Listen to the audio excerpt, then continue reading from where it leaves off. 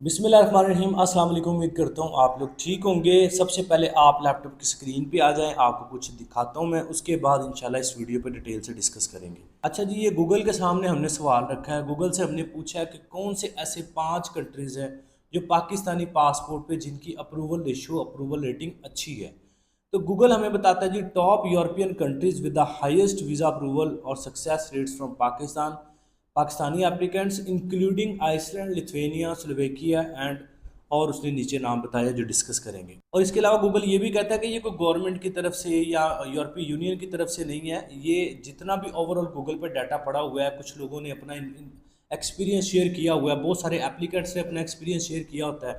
तो ये सारा जो गूगल पे, वेबसाइट पे, यूट्यूब पे, इधर उधर जितना डाटा, सारे को कैलकुलेट करके फिर ये आपको बताया जा रहा है। और इसके अलावा गूगल ये भी कहता है कि टोटली डिपेंड करता है आपकी प्रोफाइल पे भी। ज़रूरी नहीं है कि आइसलैंड अगर सबको वीज़े दे रहा है और स्विट्ज़रलैंड और स्पेन, नीदरलैंड, ये सबको वीज़े दे रहे हैं तो आपको भी वीज़ा इन्होंने देना है। ये आपकी प्रोफाइल पे डिपेंड करता है, जो कि मैंने भी हमेशा आपको यही कहा है कि अगर किसी का वीज़ा फॉर एग्जांपल इटली का लगा तो ज़रूरी नहीं आपका भी इटली का ही लगना है। आपकी प्रोफाइल और है, उसकी और है। अगर किसी का फॉर एग्जांपल आइसलैंड का लगा तो ज़रूरी नहीं है आपका भी आइसलैंड का लगना है। आपकी प्रोफाइल और है, उस बंदे की और। अच्छा जी, अब आ जाए थोड़ा सा और डिस्कस कर लेते हैं। सबसे पहले ऊपर लिखा हुआ है top European destination by visa success. इसके नीचे अगर आप रीड करेंगे ना, यहाँ पे लिखा हुआ है आइसलैंड, और फिर आगे लिखा हुआ है features a leading approval rate near 97.8% for applications due to lower application volume and direct processing. यानी कि जो बात हमेशा मैंने कही है वो गूगल भी प्रूव इस चीज़ को कर रहा है कि अगर फॉर एग्जांपल पाकिस्तान में तो 2-4 कंट्रीज़ का नाम लोगों को पता है, Spain, Germany, Italy, France, Netherland. बस ये 5 कंट्रीज़ लोगों को पता है। लोगों को लगता है बस ये 5 कंट्रीज़ हैं, इन्हीं में ही अप्लाई करना है, इनका ही वीज़ा लगना है, और यूरोप का नाम ही कोई नहीं है।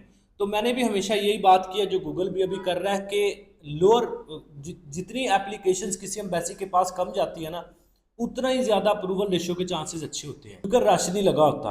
अब आप खुद इमेजिन करें कि एक एम्बेसी है, उसके पास फॉर एग्जांपल अगर दिन में 100 एप्लीकेशन जा रही हैं, तो वो उन्होंने रिजेक्शन भी भर भर के देनी है। उसकी वजह यह है कि इतना रश बैक टू बैक जब लग जाता है तो अप्रूवल रेशो कम हो जाती है। दूसरी तरफ एक ऐसी एम्बेसी है जिसके पास एक दिन में 15 से 20 एप्लीकेशन आ रही हैं, तो वो इजीली, मतलब कंफर्टेबल हो के उसको प्रोसेस कर रहे हैं, डायरेक्ट प्रोसेसिंग हो रही है, और अप्रूवल रेशो भी उसकी अच्छी होगी। तो इसी तरह पाकिस्तान में हर कोई विलेज से किसी का ताल्लुक है, कोई सिटी से है, कोई यूट्यूबर है, कोई फेसबुक पे लगा हुआ है, किसी की सुन लें, उसके पास जो अपॉइंटमेंट्स हैं वो उसी पे लगा हुआ है। पाकिस्तान में चलता ये है कि स्पेन, नीदरलैंड की अपॉइंटमेंट, क्योंकि यूट्यूबर, फेसबुक, हर बंदा स्पेन, नीदरलैंड में बंदों को घुसा रहा है, तो उस वजह से स्पेन और नीदरलैंड के अपॉइंटमेंट के मसले मसाइल चलते हैं पाकिस्तान में।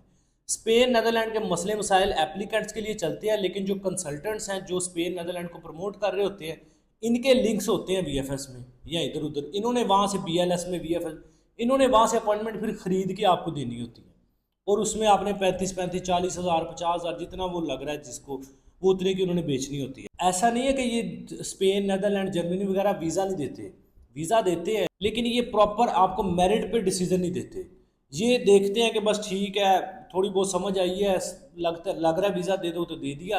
अगर किसी की प्रोफाइल अच्छी है, मेंटेन है, वेल मेंटेन्ड है, तब भी उसका रिजेक्ट हो सकता है। वैसे तो ये टोटल डिपेंड करता है एम्बेसी के ऊपर, वीज़ा अप्रूवल, रिजेक्शन। लेकिन जब एप्लीकेशन दिन में 100 एप्लीकेशन एक एम्बेसी के पास पड़ी हों, तो वो तुक्के मारेंगे कि जिसको थोड़ी बहुत उनके माइंड के मुताबिक लग रही है वो उसको दे देंगे, जिसको नहीं लग रही, चाहे वो बेचारा बिल्कुल अच्छी प्रोफाइल है, उसको भी रिजेक्ट हो जाएगा। जबकि जब आप Iceland, Lithuania, Switzerland, Belgium, Hungary, Denmark, Norway, ऐसे कंट्रीज़ जिनमें वीज़ा प्रोसेस होता नहीं है पाकिस्तान से ज़्यादा, उन कंट्रीज़ में अप्लाई करेंगे तो वहाँ पर रश कम होता है, मेरिट पे डिसीजन आ रहा होता है। जैसे कि गूगल ने भी यहाँ पे आपको बताया कि 97.8% आइसलैंड की अप्रूवल रेशियो है due to lower application volume and direct processing. यानी कि आपका मेरिट पे कम एप्लीकेशन है तो आपका मेरिट पे डिसीजन होगा। अब वीज़ा ऑफिसर के पास इतना टाइम है कि वो आपकी एप्लीकेशन को तसल्ली से देखेगा, उसके ऊपर फिर फैसला देगा, ना कि वो 100 एप्लीकेशन पड़ी हैं, वो जल्दबाजी में अगर आप फॉल कर भी रहे हैं अप्रूवल में, फिर भी वो आपको रिजेक्ट मारेगा, क्योंकि उसके पास पीछे इतनी एप्लीकेशन पड़ी हुई हैं। तो ये सिनेरियो चलता है, इसलिए मैं हमेशा कहता हूँ ऐसे कंट्री ठीक है, स्पेन, नीदरलैंड, जर्मनी, अगर आपकी प्रोफाइल स्पेन, नीदरलैंड, जर्मनी में फॉल कर रही है तो आप उनका अप्लाई करें, डेफिनेटली करें। बुरे कंट्रीज नहीं है, उनकी अप्रूवल रेशो भी अच्छी है। लेकिन Iceland, Lithuania, Switzerland, Latvia, Slovakia, Hungary, Denmark, Norway, Belgium, ठीक है, ये चेक रिपब्लिक है, क्रोशिया है, सर्बिया है, अल्बानिया है, बेलारूस है, बोस्निया है, ऐसे बहुत सारे यूरोपियन कंट्रीज़ हैं। कुछ शेंजन कंट्रीज हैं, कुछ नॉन शेंजन कंट्रीज हैं, जिनकी वीज़ा अप्रूवल रेशो पाकिस्तान से बहुत अच्छी है ड्यू टू लोअर एप्लीकेशंस, कम एप्लीकेशन जाती है। लेकिन आप लोग उसमें अप्लाई नहीं करते क्योंकि यूट्यूब और फेसबुक हर जगह पे बंदों ने 2-4 कंट्रीज में लिंक्स बनाए हुए हैं अपॉइंटमेंट के मामले में, और वो स्पेन, नेदरलैंड, जर्मनी, फ्रांस, ये 3-4 कंट्रीज को घुमा फिरा के आपको चिपका रहे होते हैं। लिहाजा सिर्फ गूगल के ऊपर नहीं हमने रहना, आपने ये भी देखना है कि क्या आपकी प्रोफाइल इस काबिल है कि नहीं कि आपको आइसलैंड भी वीज़ा दे दे, चाहे 97.8% अप्रूवल रेशो है। तो आपकी प्रोफाइल अगर आइसलैंड के मुताबिक नहीं है तो आइसलैंड ने भी रिजेक्ट कर देना है, चाहे 97 पॉइंट उसकी अप्रूवल रेशो है, 97.8% है, उसने भी आपको रिजेक्ट कर देना है, प्रोफाइल अच्छी नहीं है। तो मैं हमेशा आपको रिकमेंड करता हूँ जब भी आपने वीज़ा प्रोसेस करना है, चाहे वो विजिटर वीज़ा है, tourist visa, work visa, business visa है, कोई भी वीज़ा है, रीयूनियन वीज़ा है, फैमिली रीयूनियन, कोई भी वीज़ा है, आप सबसे पहले किसी प्रोफेशनल कंसल्टेंट से अपनी फ़ाइल की असेसमेंट करवाया करें। वो अपनी फ़ाइल दिया करें कि यार ये देखें मेरी फ़ाइल, मुझे बताएं कि मेरी फ़ाइल के मुताबिक कौन सा कंट्री है जो मेरे लिए सूटेबल है। क्योंकि एंड ऑफ द आपका जो टारगेट होता है एंड ऑफ द डे वो यही होता है ना कि यूरोप जाना, शेंजन जाना। तो वो चाहे आपको लिथुआनिया वीज़ा दे, आइसलैंड दे, स्विट्ज़रलैंड दे, Hungary, Denmark, Germany, Netherlands, Spain, कोई भी आपको वीज़ा दे, जाना तो आपने शेंजन कंट्रीज़ में ही है ना। तो इसलिए हमेशा ये कोशिश किया करें कि आप वो कंट्री सेलेक्ट किया करें जो आपकी प्रोफाइल के मुताबिक है, ना कि आप तुक्के मारा करें कि अगर उसका स्पेन का लग रहा है तो मैंने भी स्पेन ही अप्लाई करना है, या उस बंदे का नेदरलैंड का लग रहा है तो मैंने भी नेदरलैंड का ही करना है, या उस बंदे का आइसलैंड का लग रहा है तो मैंने भी आइसलैंड का ही करना है। आपने देखना है मेरी प्रोफाइल के मुताबिक मेरे लिए कौन सा कंट्री बेटर है। अब ये भी तो हो सकता है ना कि आपकी प्रोफाइल आइसलैंड के लिए बेहतर है, आप स्पेन की तरफ भाग रहे हैं, या आपकी फाइल स्पेन के लिए बेटर है तो मैंने आइसलैंड आपको बता दिया, आप आइसलैंड की तरफ आ रहे हैं। तो प्रोफाइल टू प्रोफाइल वेरी करती है चीज़ें।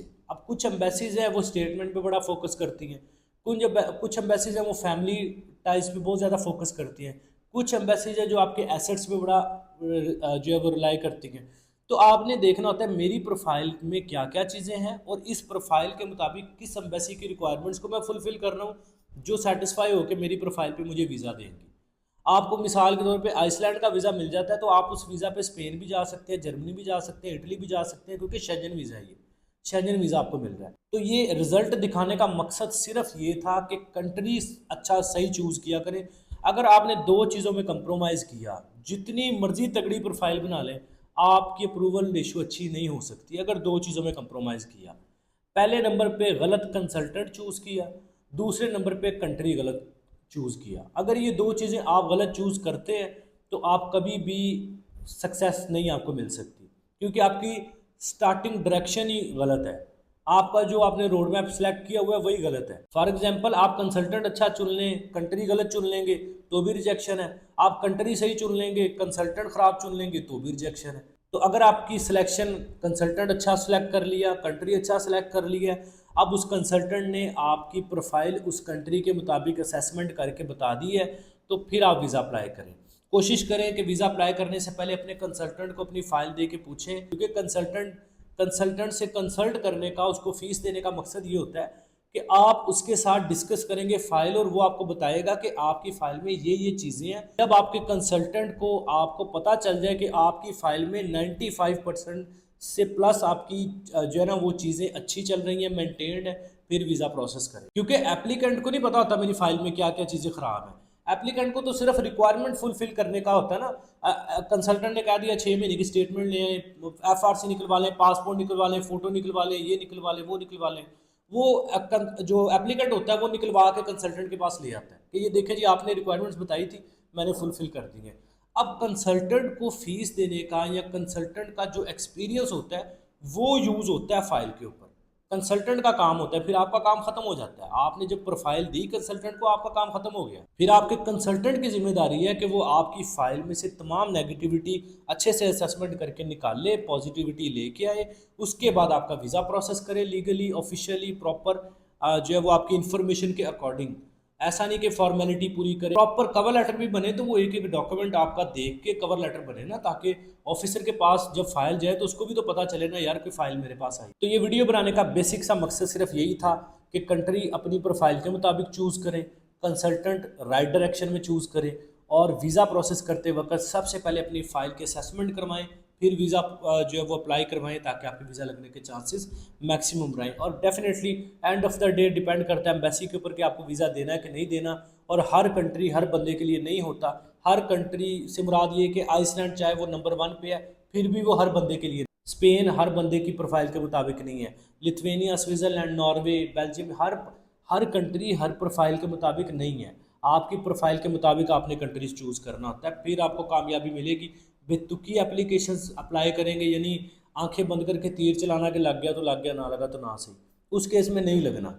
जब आप प्रॉपर प्लान करके निशाना बना के इंशाल्लाह लगाएंगे तो सक्सेस मिलेगी। अगर आप चाहते हैं कि आपकी प्रोफाइल की हम डिटेल में असेसमेंट करें, आपकी प्रोफाइल के मुताबिक आपका कंट्री चूज़ करें और आपका वीज़ा प्रोसेस करें, आपने यूके वीज़ा अप्लाई करवाना है, New Zealand, Australia, Canada, America, Europe, south Africa, Morocco, Turkey, Japan, south Korea, किसी भी कंट्री का टूरिस्ट विजिटर वीज़ा अप्लाई करवाना है, आपको अपने बिजनेस की डॉक्यूमेंटेशन करवानी है, एफबीआर से रिलेटेड टैक्स रिटर्न्स मैनेज करवानी है, स्टडी वीज़ा के लिए फाइनेंशियल डॉक्यूमेंट्स आपको करवाने हैं, या फिर आपको कोई सजेशन लेनी है फ्यूचर प्लानिंग के लिए, तो आप व्हाट्सएप नंबर स्क्रीन पे चल रहे हैं, आपने मैसेज करके वेट करना है। या फिर अगर आप मेरे साथ डायरेक्ट 30 से 40 मिनट अपनी केस पर डिस्कस करना चाहते हैं, कॉल पे, वीडियो कॉल पे, ऑडियो कॉल पे, और आप चाहते हैं हम डिस्कस करके अपनी फ़ाइल के मुताबिक नतीजा अखज़ करें कि मुझे फाइनली क्या करना चाहिए अपने लिए, तो अपॉइंटमेंट का लिंक आपकी स्क्रीन पे चल रहा है। अपॉइंटमेंट बुक करने का तरीका भी मैं आपको बता देता हूँ। ये हमारी वेबसाइट स्क्रीन पे चल रही है, आपने सिंपली गूगल पे जाकर लिखना है tobeconsultant.com।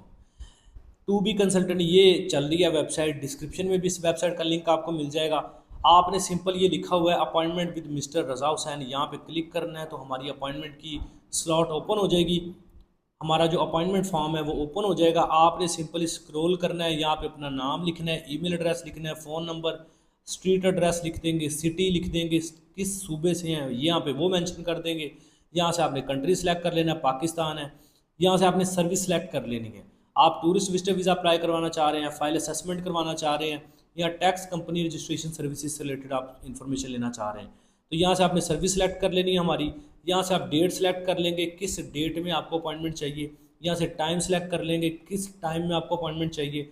और यहाँ पे नीचे हमारी अकाउंट डिटेल्स आ जाएंगी, आप ये QR कोड स्कैन करके भी हमें पेमेंट कर सकते हैं।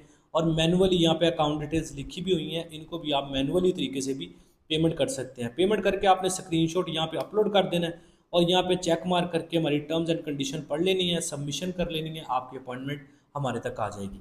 जब हमारे पास आपकी अपॉइंटमेंट आ जाएगी उसके बाद इंशाल्लाह हम आपके साथ खुद ही रब्ता करके आपको स्लॉट भी दे देंगे और आपके साथ केस आपका डिटेल में डिस्कस भी हो जाएगा। 30 से 40 मिनट कंटिन्यूसली आपके साथ मेरी बात हो जाएगी तो हम आपके केस को फाइनल कर सकेंगे। तो हम आपकी प्रोफाइल, आपके डॉक्यूमेंट्स के मुताबिक आपको बेस्ट सजेशन दे पाएंगे कि आपके लिए कौन सा तरीका बेस्ट है जिसके ज़रिए आप अपना फ्यूचर सिक्योर कर सकते हैं। इसके अलावा यहाँ पे हमारी और भी वीज़ा सर्विसेज से रिलेटेड भी इन्फॉर्मेशन आपको यहाँ पे मिल जाएगी। वेबसाइट को विजिट करना चाहें तो ज़रूर कर सकते हैं। आई थिंक ये बेसिक जो वीडियो आपको दी है आपको पसंद आई होगी। अच्छा, अपॉइंटमेंट बुक करने की $50 फ़ीस है और अगर आप फ्री इन्फॉर्मेशन लेना चाहते हैं तो फिर व्हाट्सएप पे आपने मैसेज करना है, वेट करना है, हमने खुद ही आपको रिस्पॉन्स कर देना, आपने कॉल नहीं करनी। लेकिन अगर आप मेरे साथ डायरेक्ट बात करना चाहते हैं फिर अपॉइंटमेंट बुक कर लीजिएगा। तो उम्मीद करता हूँ ये बेसिक लेकिन इंपॉर्टेंट वीडियो आपके लिए हेल्पफुल रही होगी। वीडियो पसंद आई या कुछ नया सीखने को मिला तो लाइक करके चैनल को सब्सक्राइब कर ले। अपना बहुत सारा ख्याल रखिए। अल्लाह हाफ़िज़।